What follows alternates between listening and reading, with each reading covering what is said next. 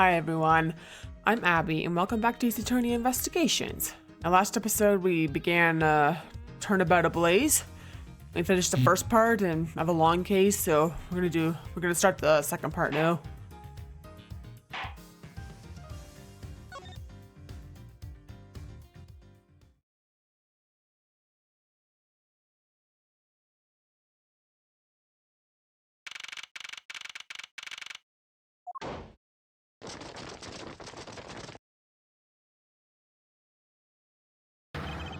Count off. 1, 1, 1, 1, 1, 1, 1, 1. 1, 1. Shifu, 99 callouts. So all 99 members are most likely here and accounted for, sir. Hey, you. Yeah, you. The second number one from my right. Sir, yes, sir? Here, a birthday present for you. What? Shifu, I didn't know that you knew all of our birthdays.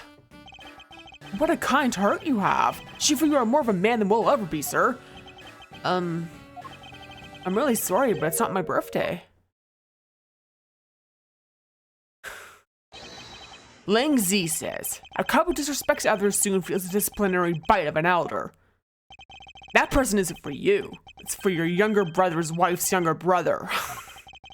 Tell him I said hi and happy birthday, won't you? Yes, sir. Shifu, can't believe you remembered that much about each of us. Shifu, I'm so moved that I can't stop crying. I should probably leave them to their alone time.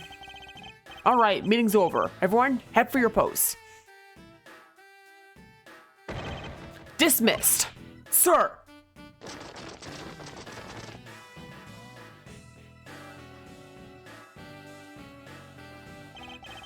Yo, were you guys there the whole time? Got a call from Shina. She's already filled me in. Sounds like you're out to get in my way again. I have absolutely no intention of interrupting your investigation. I simply request you grant me permission to investigate the Albastian government embassy. And what if I say no? Agent Lang, this man is my subordinate. As I have received permission from the ambassador, he is to be extended the same rights. Sorry, sis, but it's not that simple. Albast is the strictest immigration regulations in the world, didn't you know? Even among my elite men, only about half of them are admitted into the country. Besides, the more cooks in the kitchen might spoil the soup if you get what I mean. How dare you make such assumptions? Don't take this the wrong way, but I thought I was in charge of Albast, Miss Von Karma. Grr! Look, try to understand, okay? Things over in Albast are a bit of a mess right now. What do you mean by a bit of a mess? No one told you? We had an incident in Albast as well. This is what we call a decision based on the investigation, Mr. Prosecutor. Look, Wolfie, just let us in already.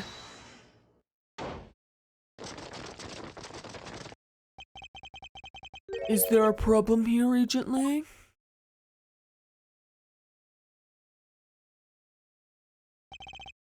Not really. Just having a discussion about whether or not to let these guys in. Ambassador Alba, I ask that you please allow these people to join the investigation. Having a debate because of my country. I'm terribly sorry for placing you good people in that kind of situation. It is all because I lack the strength to govern well. Please, it is nothing of the sort, Ambassador. You weakling, Kirkus! Curse your frailty and inability to effect change in your country. What are you? The thing is, investigations conducted in my country have been under Agent Lang. And it is my judgment that in order to minimize disruption in the investigation, I should leave everything up to Agent Lang. There, you see? Oh, no way.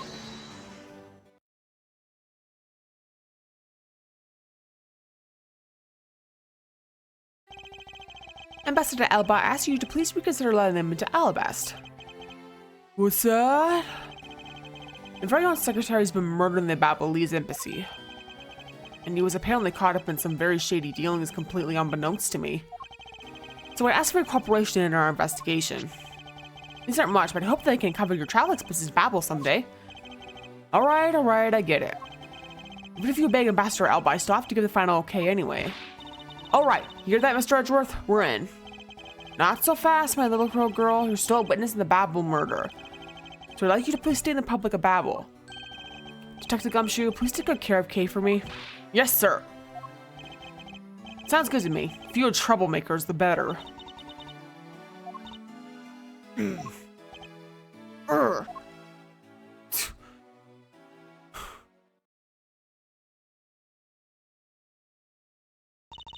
Mr. Edgeworth. Yes?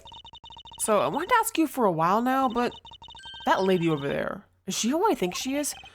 Ah, that's right. I didn't introduce the two of you yet. Franziska von Kama, the prosecutorial prodigy. It's nice to see you again. Oh, I knew it! You're the whip lady. You may address me as Miss von Kama. Miss von Kama, I leave the investigation of Albest in your hands. Thanks. Rest assured I will outsmart both the smuggling ring and the Yatakarasu. The smuggling ring, huh? Perhaps I should ask Franziska a bit more about them before I head into Albest. And I mustn't forget to thank Master Palino for all that he has done for me.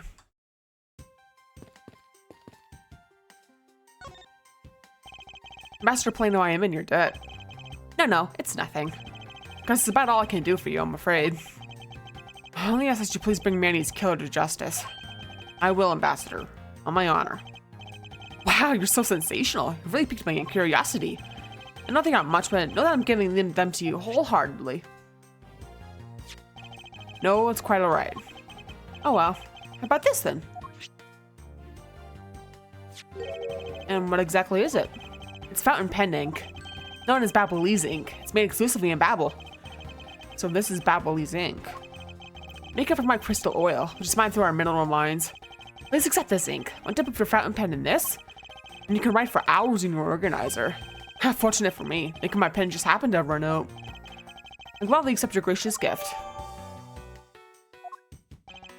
Great. Wonderful. I guarantee to you that writing with our ink is an unforgettable experience. And since we don't export it, if you run out, you're always welcome to come and visit our fair nation. Talk about cornering the customer along with the market.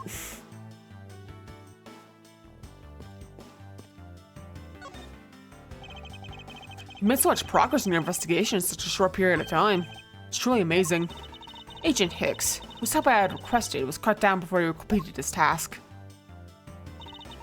There was no room for further failure in my perfect investigation. In spite of that, I believe you were able to obtain some insight into the ring, correct? It was nothing. I simply made some deductions based on the smuggled item as following. You mean the Babelese ink? Why are there restrictions on the export of Babelese ink to begin with? That's classified Interpol info. Franziska, as your subordinate, I'm a part of your investigation now. Don't you think it would be beneficial if I was as well informed as you? Point taken. Very well, I'll fill you in. Recently, we discovered some very well-made counterfeited bills circulating in Zhengfa. Counterfeit bills? Yes. As you may have deduced, the counterfeits are being made with Babel's special Babelese ink. And it's virtually impossible to distinguish bills made with Babelese ink from real ones. Yes, it was only natural for Interpol to keep an eye on the public of Babel. That's where this document comes into play, correct? Correct. Mr. Kushner was smuggling large amounts of Mr. Babelese ink. Furthermore, he was charged with running the embassy's imprinting equipment. It's all the evidence I need to know that he was the head of the smuggling ring. However, there remains one tiny problem. Let me guess, you still have yet to find the counterfeit bills or the smuggled ink? Yes. While we are listing things, I may as well add the counterfeit plates to the pile. Since you haven't been able to locate any of these items in Babelese embassy, I'm looking into Albastian embassy next. Doesn't matter where they're hidden, mark my words, I will find them. Well, shall we get going? What's wrong, Kay? I did get permission to enter Alabast. So we're going to go and gather whatever information we can over on the Babelese side, okay? Alright, counting on you two. Right, I'm counting on you and Miss Von Carmen to sniff out clues in Alabast. Oh, and Mr. Edgeworth? If you happen to come across my phone, you let me know, okay? You tell me I'll rush on over straight away no matter where you are. I'll let you know when the time comes.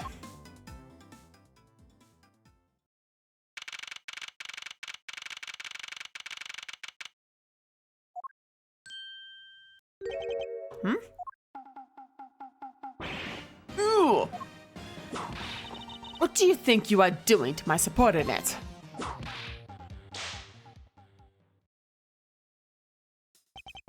You're... Edgy! Oh, thank the heavens you're here! I'm in a really, really big pickle, your lordship. The raven, it appeared, poof, and then disappeared, swoosh! And though I am the steel samurai, my sword, it... Wow, I'm so confused. I don't know what anything means anymore. Who is this fruitcake? I am Larry of the House of Butts, married man of Neo-Roll Tokyo, my lady. Now I remember. This person is one of your friends, isn't he, Miles? Yes, frighteningly enough, he is. Hey, what's up with that answer? Your best bud is in a bind, you act like it's no big deal. What sort of bind are we talking about here? The suspect kind. I accidentally became a suspect in a murder. I see, that is quite the bind. Not that you were in the least bit surprised. Yes, pretty much expected this news. From the instant I saw this unlucky face. His name was Larry Butts. Known him since grade school, and for as long as I've known him, he's been the world's largest source of trouble, with a capital T. Hey, what kind of introduction is that? You're so mean, Edgy. If you're not careful, might find your tiny number of friends go down by one. That was uncalled for. Besides, you're... Wait, hold on. Larry, it was you? You're the one who wrote my Steel Samurai autograph? Oh, you didn't notice earlier? You even looked at the youth of my headpiece. What's going on? And why do you beat red? Sorry, but could you not speak to me right now? Oh, sorry, I'm interrupting your comical and melodramatic play. Aha, so this is the incident you mentioned earlier. Mr. Prosecutor, this man, this childhood friend of yours, is our prime suspect. Of what, you ask? Of the murder of a man who had snuck into this embassy, masked to mask 2. Masked to mask 2?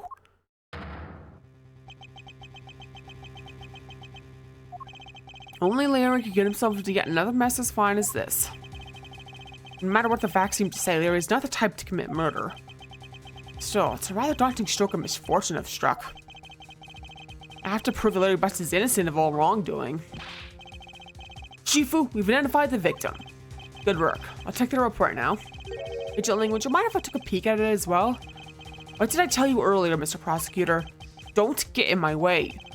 There's only enough flesh here to feed one wolf, and that one is me. So no, you may not take a peek. But Agent Lang...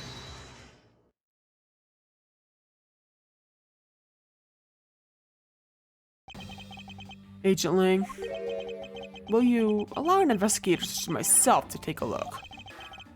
Ah yes, of course. You, let the detective see the file. You're Detective Bad. You're a prosecutor, Mr. Edgeworth, right? Fancy meeting you here, Detective. You weren't expecting me?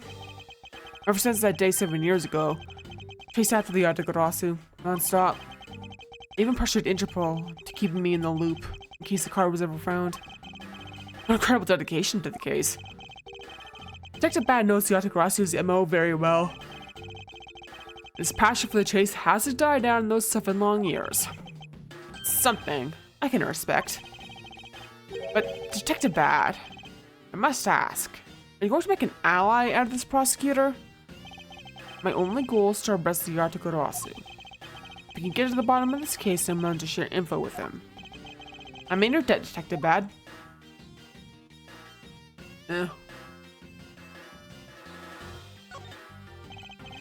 About the murder of Damask 2, would you be willing to fill me in on a few of the details? When the Yatagarasu showed up, Agent Ling and I took ourselves off guard duty and put ourselves in charge of directing things at this crime scene. Taking advantage of the chaos. Damask 2, he broke into this embassy. Probably to steal some treasure or another. I suppose he lost his life when he was forced to fight someone else in this room. Why exactly was that man placed under duress? Detective, that samurai? He was born looking suspicious, not for the reasons you suspect, I assure you. As you can clearly see, he's completely harmless. Well, it's just a random guess. It's not like he's actually under arrest. Tonight, here at the Albashan embassy, Ambassador Elba is giving a commemorative speech. And that's when Gatagarasu showed. But keep in mind, Gatagarasu isn't what I'm talking about right now. Those seats, for the guests who have been called to sit in them, are empty. A no-show? Who was it that failed to take their seat? The Steel Samurai. Until the speech was to begin, each member of the entire Steel Samurai family was to wait in a separate room. However, for some weird reason, that man was spotted in a different location than his assigned room at that time. And where was he? He was on the roof, then on his legs down a chimney. That chimney leads directly into this room. Ugh. Larry Butts, you really outdone yourself this time. What were you thinking? In any case, I believe it's high time for me to start my investigation. Yeah, Larry has a way of getting into trouble, doesn't he? Doesn't always mean to in some ways, too. There's some weapons on display on this wall. Crossbow, and under that, a set of knives bearing a flower motif. Must be the counterparts to the Ablaze knives. It means the blades inside these scabbards should match the blade that was used to kill Mr. Koshin.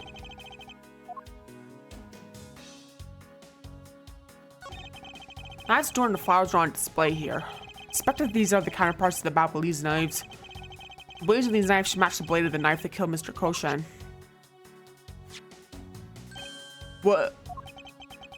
One of the knives is missing its blade. Let's see if the two pieces, the blade and the handle, fit each other. It would appear that they fit together quite well, almost seamlessly. Then this means that an Albashan knife did find its way into Babel. But how?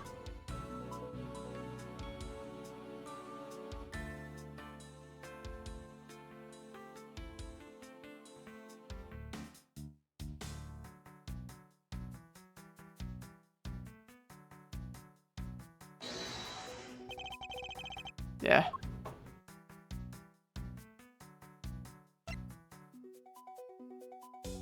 Yeah, it's supposed to be straight.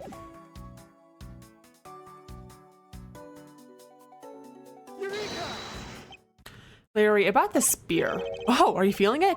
Bam! I thought there was something strange about the spear. Tell me, Larry, is it just me or is the spear a bit bent? What? No way! It's exactly as it should be, yo! I have here the autograph you wrote for me earlier. Take a good look at this which you drew with your own hands. You can see that the spear is clearly of a different shape. What do you have to say to that? I'm sorry. When I hold the spear in my hands, all of a sudden it feels super powerful.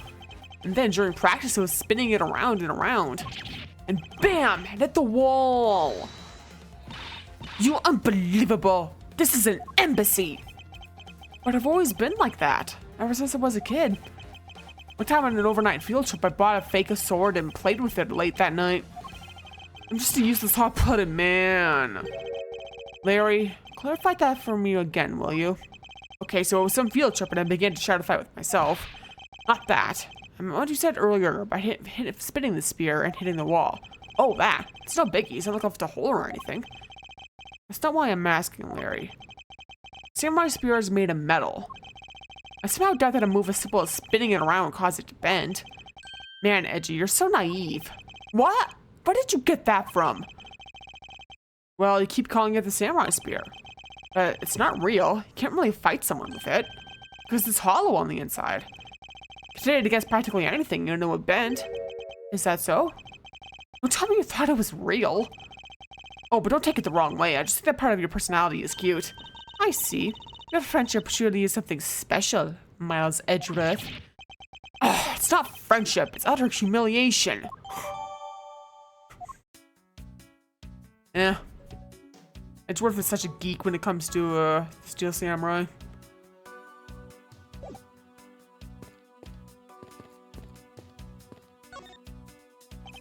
So this is the victim to Mask 2. What is with his gaudy outfit? You don't know about Mask to Mask? few months ago, this thief caused a lot of havoc on the populace. So this thief is separate from the Atakarasu? I thought they were for a while. His MO and targets were different. The mask likes high-valued trinkets and jewels, and being gaudy is his signature. Gumshoe was in charge of that investigation, so you know more about the mask. That's alright. All I'd probably hear are tales of his failure anyway. You haven't changed a bit, I see. In any case, let's get started here, shall we? And poor Gumshoe. I thought that the mask had quit the business. This guy, he's just a copycat using the name. A phony successor. He's just another petty thief. His real identity is an out-of-work guy by the name of Kashino. He's 29, wanted on larceny charges. From his clothes and what he was carrying, we're determined this guy's the real Damask too. The cause of death appears to be the loss of blood from the back of his head. It seems that he was struck with something very hard. In other words, he was bludgeoned to death.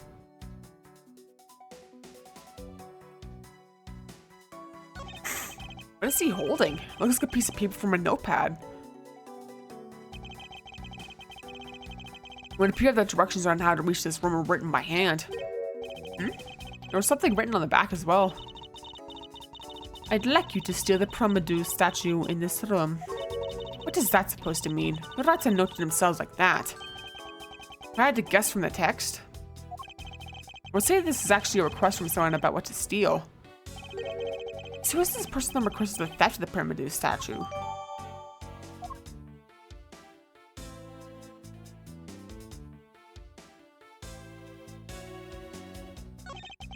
So this is the murder weapon in this case? There's blood on the blade. A rather sweeping sword, isn't it? What did you expect? Steel Samurai Daddy's secondary weapon. I only call it a secondary though, because although he uses this sword in most of his battles, it's his trusty samurai spear that he turns to in a real fight. You should know quite a bit about the Steel Samurai. It's only because I saw the stage show earlier. Owner of the sword is the Steel Samurai, or in other words, Larry. You should probably ask him about it, detrimental as it is to proving him innocent.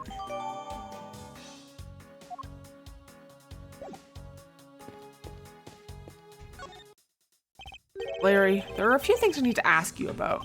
Hey, how about that? I've got a few things I'm gonna ask you too. What is it? It's like both you and him. How is it the two of you always manage to have some cute or hot girl by your side? And Francie, what about that promise you made to me? Promise? What promise? One where you said you would model for my next book, Francie's Whippity Whip Trip. Yow! I made no such promise. Ever since grade school, I've got a certain saying about Larry. When something smells, it's usually the butts. No one needs to look no further than this man to find the king of troublemakers. As I recall, aren't you calling yourself Louis Stoneham now? Stoneham? It's Stoneham! Louis Stoneham! Get that straight in your head, Edgy! Ow, ow, ow, ow, ow! Now I remember. You're that rude, pale imitation of a real artist. No, you've got it all wrong. Gave up on the whole Louis business. Besides, when Banjolina left me and my heart in pieces, that's when Minnie walked into my life. She's been so good to me that I wanted to help her in some way. And I figured I could get through this Steel Samurai outfit. Your inane blathering makes less and less sense each time we meet.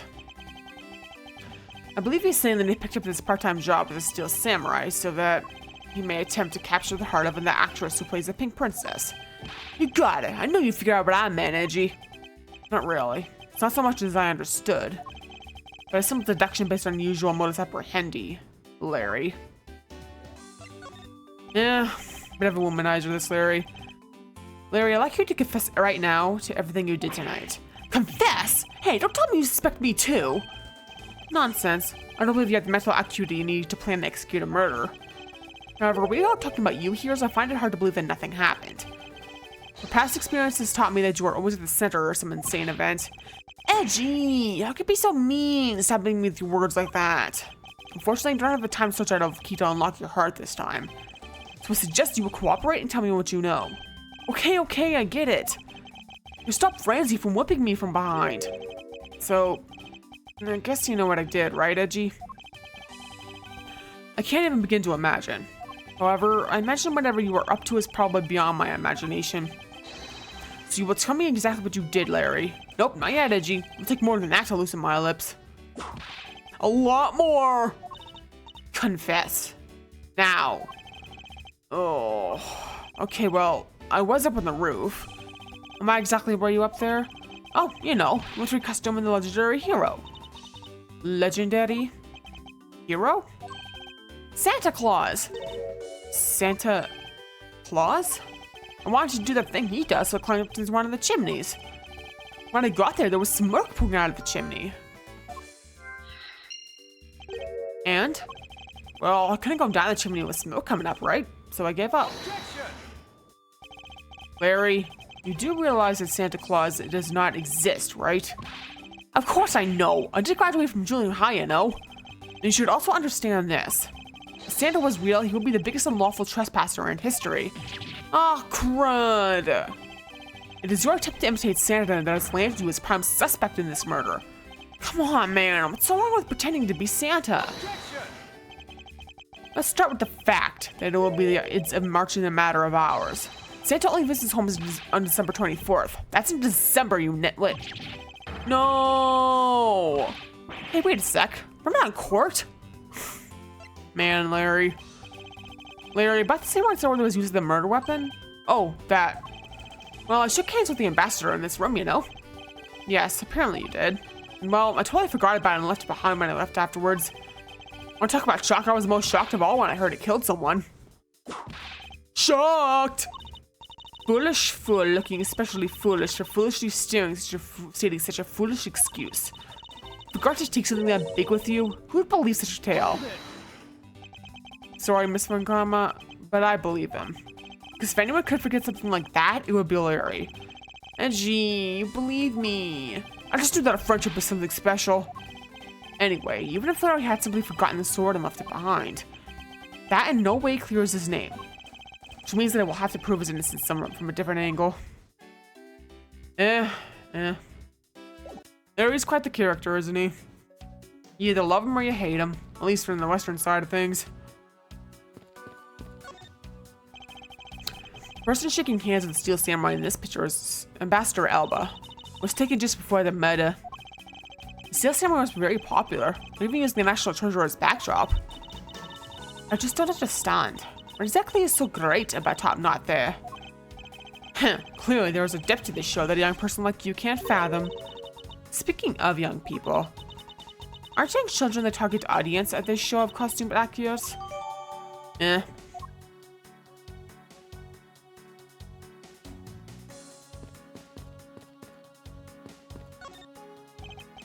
There was the exact same statue sitting in that Babali's office we examined. It's the Primado statue. It was the national treasure of the Principality of Codopia. There was only one of these statues, meaning that one of the two is a replica. Both Alabaster and Babel claim to have the real thing. An incredibly childish fight to have.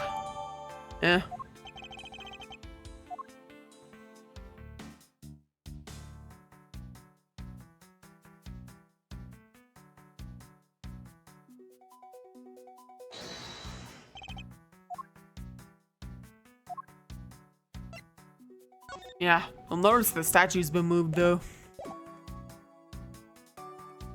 Yeah.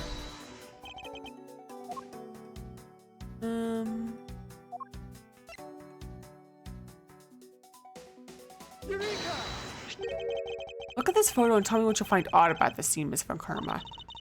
The apparent joy on the ambassador's face as he shakes the Top Knot's hand. That's not it. I was trying to point out that the statue in the photo was facing a different way. You're right. The statue is a national treasure.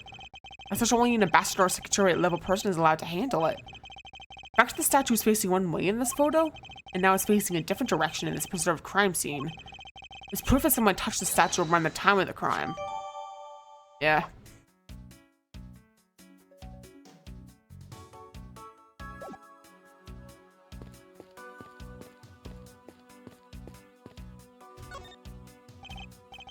Two gorgeous flowers are in full bloom here.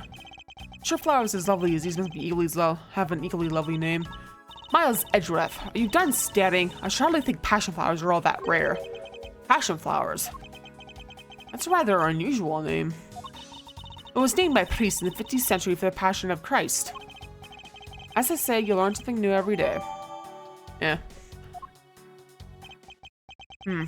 That's about wraps up my investigation. That's... Yo, Pink Princess! How you feeling? Still feeling ill?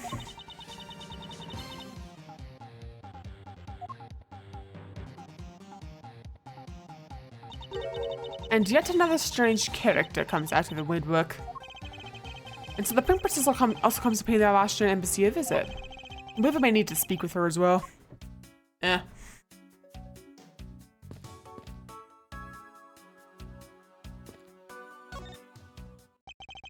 Miss Pink Princess, I have a few questions I'd like to ask you. Miss Pink Princess, if you would please answer. Me! Heh, this must be what they call fate. How could this happen 2 days in a row? What the? Aren't you Miss Oldbig? Why are you so surprised? Ah, so you're the one that got to play the Steel Samurai. It's too bad I didn't realize that until now. You were acquaintances with Larry? Why, yes. We worked in the same company for a little while, you know. That's why it's okay, my edgy poo. You don't need to be jealous. No. I was in the room, next room, you know, trying to get in some beauty sleep, but it was so noisy here that I couldn't fall asleep. I came over to complain. So imagine my shock when I saw my precious edgy poo waiting here for me. I mean, who could have imagined that you would ever come to a show like this? I guess I misjudged you, Edgy Poo. You misjudged him? I thought he was trying to avoid me, you know? That was no misjudgment on your part. That's precisely what I was trying to do. But it looks like the winds have shifted. He's now willing to be chased after. I'm simply overwhelmed. Don't you worry, Edgy Poo. I'll chase you for forever to the ends of the earth. Isn't that just peachy? It's one of those rare times when Francisca and I actually see eye to eye. Yeah. Miss Oldbig's back again. Poor Edgeworth. Now then, what are you doing here? I thought you were working at Gatewater Land as a pink badger. What are you talking about? That was ages ago. That was yesterday. Look, I worked at Global Studios before a long time ago, right? Well, they called me up this morning and kind of out of the blue, actually. They called you. Apparently, the girl who plays the pink badge is supposed to collapse from a bad cold. It happened so suddenly, so they called me in to be your last-minute replacement. Do they not have enough people on staff at that studio? I really couldn't say no, so here I am playing the role of the heroine. Instead of that Mindy girl, I mean. The poor girl, I feel bad for her. Because they left me stand in for her, she's going to have a terrible time when she returns. I mean, I'm not exactly great at reading this stage from the possibility to stand in the very last second, so I trip over the most important thing, that rigged on instead of the shuriken, and now it is an uproar. But I tell you, they're just a bunch of simpletons. You're rather lively, old lady. So basically, you received a stand-in request this morning, correct? You got it. If you need to see it, I've got it right here. Look! It appears that she is telling the truth. I tell you, my fine acting moved the entire audience to tears. Yes, tears of laughter, as I recall. Being famous is problems too, you know. Here, take a look at this. It's a letter from a stalker. I was just taking my break when I found this stuck under the door to my room.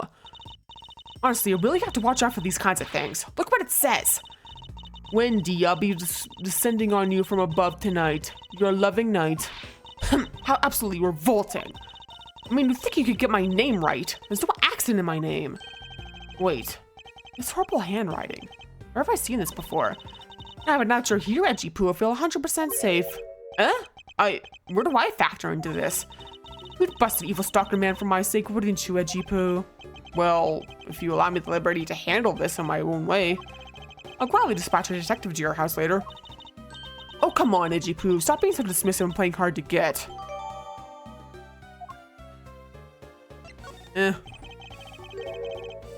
were you doing at the time of the crime? What crime? What? After the show was over, I've had nothing but free time on my hands. So I used the fireplace in the room next door to keep my bad hip warm. Well, I met a kid in the room next to yours. Is that right? Oh, Edgy Poo, I'm so scared. Hold me, caress me.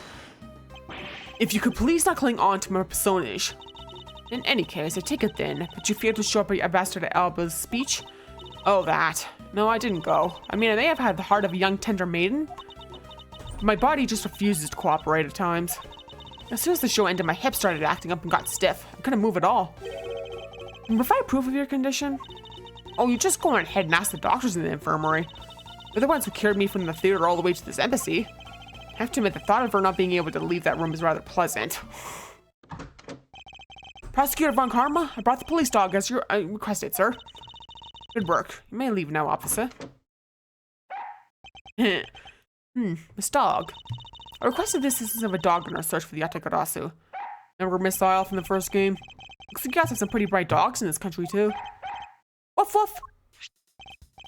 Hey, you're a real cutie, aren't you? Yeah, it's a good boy. That's the police dog Gumshoe's been taking care of. I think his name is Missile. What a fitting name for the police dog who dashed out in front and attacks. That action alone is exactly what's going to solve the case for us, you know. Yeah, Missile, I want you to find some clues. Go. Woof!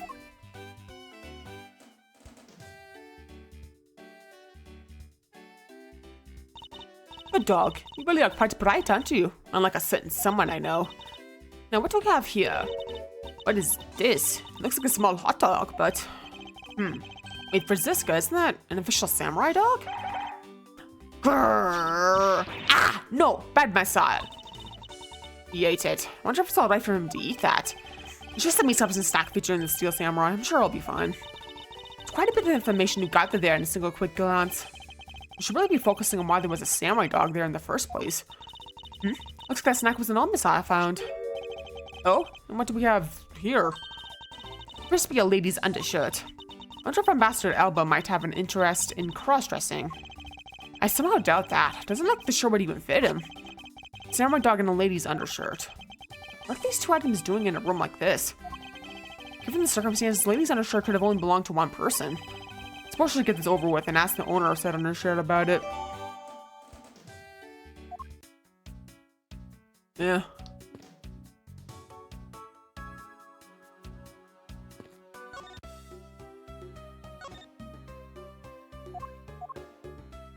Yeah, how would I have to belong to her, yeah?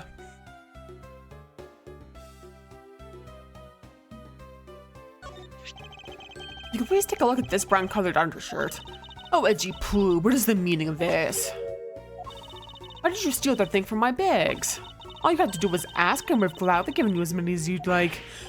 Thanks, but no thanks. The shirt was found out here at this crime scene. What? Come now, why don't you just confess and explain what it's doing here?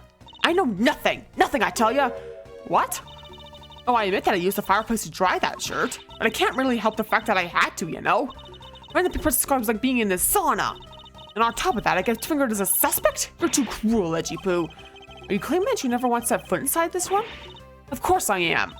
But I've been the only one to find the body. Do you think it would be as calm and relaxed as I am?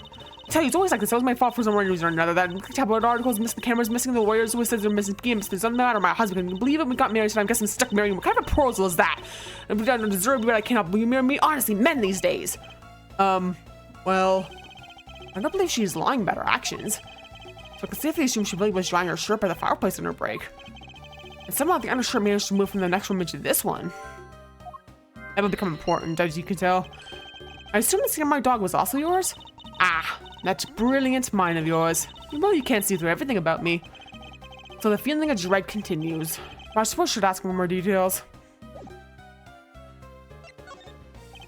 That samurai dog was yours, wasn't it?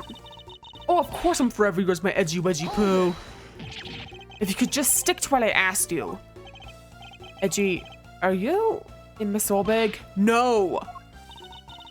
You really don't change, do you? When will you learn how to take a joke? Anyway, I see my dog wasn't mine. Those things are a present from the studio to the embassy. A present? Studio Big Bigs basically told us to play delivery boys. We're supposed to hand the dogs off to the embassy people and tell them hi. I had to pile them all into the pushcart just to move them all. The studio guys should have delivered those things by themselves. Right, Edgy? So, did you deliver the samurai dogs to the embassy staff as per your instructions? Hey, Edgy, don't just ignore me and my questions. Are you gonna stand up for me? Ah, about that. See, after the show, I went to rest a spell in the dressing room. Because of my bad hip, you know. And there they were, the samurai dogs were just sitting on the dressing room floor. Suppose you had to make preparations for distributing them after the show. Well, by preparation, you mean sampling them as well? Excuse me? Oh, I tried one. I thought they were actually quite good. Sorry, but I just had to find out. I know it was silly of me to think this, but I figured that since they were for a kids show, their taste was probably for kids too. They were so good that I couldn't stop. Before I went back to my room, I just had to help myself to half a dozen or so boxes. I sat by the roaring fire, warming them and eating them. I thought, this is... What is it now? Oh, I know. I bet you want a box too, don't you, my edgy poo? Well, who am I to say no to you? But I'll only give you one. The rest are all for me. Looks like the lesson for today is that when the Steel Samurai and the Pink Princess take off their masks, they transform into a pair of annoying troublemakers. Eh.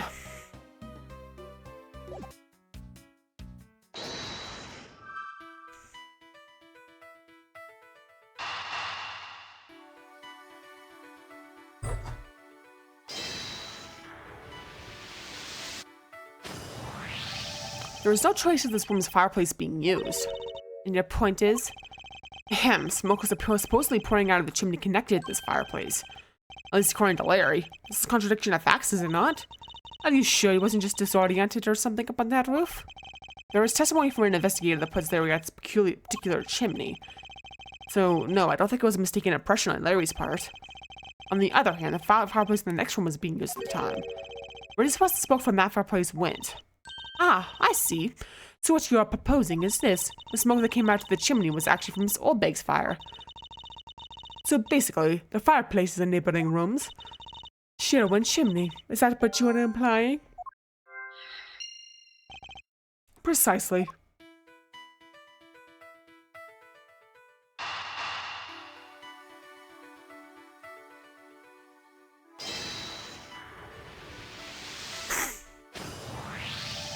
The lady's undershirt the missile found. Urgh! Why are you getting all excited for holding onto a lady's undergarment? Miles Edgeworth, you uncouth sea slug. If you know the owner of said undershirt, then hurry up and return it to her already. You have it all wrong. This is evidence. And the owner of this piece of evidence was in the room next door. And yet despite that, missile found it in the fireplace of this room. This lady's undershirt. Are you seriously claiming that it somehow passed through a solid brick wall? Not quite. The fireplace in this room is connected to a chimney. The other fireplace in the other room is also connected to the same chimney, leading us to the possibility that the two fireplaces are connected to each other. Perhaps a closer look at the back of the fireplace is in order. There's an X on the back wall of the fireplace. Let's see if I can get a better look at it. What in the... The wall separating this room's fireplace and the next room's fireplace apparently turns. As I suspected, this fireplace is indeed connected this room to the neighboring room. The neighboring room? There appears to be nothing particular about the next room. The fact that there is nothing special about the next room isn't what's important. The fact that there is a secret passageway through this room's fireplace. We now know that the fireplace connects the two rooms. How exactly is that significant? You aren't going to suddenly name the old lady as Damascus killers now, are you? No, she couldn't move at all because of her stiff hip. So she could not have been the one. Fortunately, I believe this fireplace has nothing whatsoever to do with Damascus 2's murder. Yeah.